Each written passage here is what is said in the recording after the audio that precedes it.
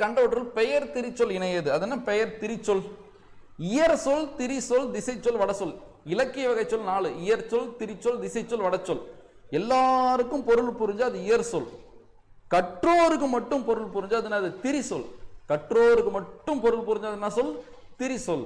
அந்த திரிசொல்லை 4 வகைப்படுத்தலாம். பெயர் திரிசொல், வினை திரிசொல், இடை திரிசொல், உரி திரிசொல்னு சொல்லலாம். புரியுதா? ஏன்னா பெயர் சொல், வினைச்சொல், இடைச்சொல், உரிச்சொல் 4 வகை இருக்குல்ல.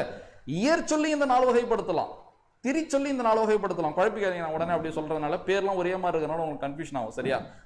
இலக்கண வகை சொல் 4, இலக்கிய வகை சொல் 4. இலக்கண வகை சொல் எது? பெயர் சொல், வினைச்சொல், இடைச்சொல், உரிச்சொல். இலக்கிய வகை சொல் எது? இயற் சொல், திரிசொல், திசைச்சொல், வடசொல். இந்த இயற் சொல்லையும் திரிச்சொல்லையும் இலக்கண வகை 4 சொல் அடிப்படையிலும் பயன்படுத்துவாங்க. சரியா? பெயர் இயற் சொல், வினை இயற் சொல், இடை இயற் சொல், உரி இயற் சொல். அதே போல திரி சொல்லும். பெயர் திரி சொல், வினை திரி சொல், இடை திரி சொல், உரி திரி சொல் சொல்லுவாங்க. அதன் அடிப்படை தான் வினாவே. கற்றோருக்கு மட்டும் பொருள் புரியறதா என்ன சொல்? திரி சொல். அதுல பெயர் திரிச்சொல், அதாவது ஒரு பெயர் சொல்லா இருக்கணும், கற்றோருக்கு மட்டும் தான் பொருள் புரியணும். அதுதான் பெயர் திரிச்சொல். பார்க்கலாமா? பெயர் திரிச்சொல் மட்டும் இருக்கிற இணை எதுன்னு பாக்குறாங்க. ஒண்ணு கிடையாது. ஏன் தெரியுமா? இதுல பீலினா கற்றவங்களுக்கு தான் தெரியும், ஆழினா கற்றவங்களுக்கு தெரியும், உகிர்னா கற்றவங்களுக்கு மட்டும் தான் தெரியும். ஆனா பசு எல்லாருக்கும் தெரியும்ல. அப்ப இது மிஸ் ஆயிடுச்சு.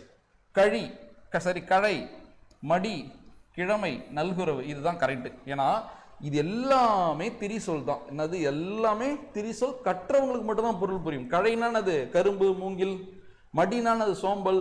கிழமைனானது உரிமை, கிழமைனா உரிமைன்னு அர்த்தம். நல்குறவுனா வறுமைன்னு அர்த்தம். எயில்னா மதில்னு அர்த்தம். மஞ்சைனா மயில். இது ரெண்டும் திரிசொல் தான். ஆனா செடியும் கூடமும் இயற் சொல். இது ரெண்டும் இயற் சொல். பசு என்பது இயற் சொல். எல்லாருக்கும் பொருள் புரிஞ்சாது இயற் சொல். நான் திரிசொல் மட்டும் தானே கேட்கிறேன். அடுத்து பாருங்களேன். காற்று என்பது எல்லாருக்கும் பொருள் புரியாது ஒரு இயற் சொல்.